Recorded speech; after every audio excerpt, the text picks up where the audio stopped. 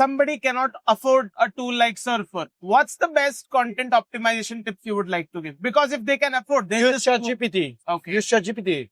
Because ChatGPT can do also a retrieval augmented generation. So you can ask ChatGPT, hey, do me the deep research. It will pull some sources. It will understand based on the information it pulls from the pages.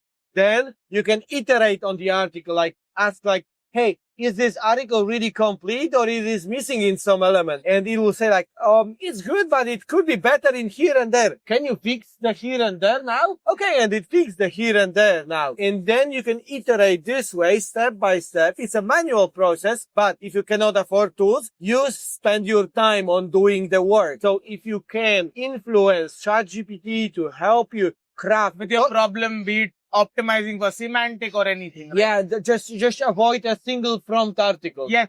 Just avoid that. Make sure that the article like flows, that it explains the information and stuff. And this way you will get there. Okay, got it.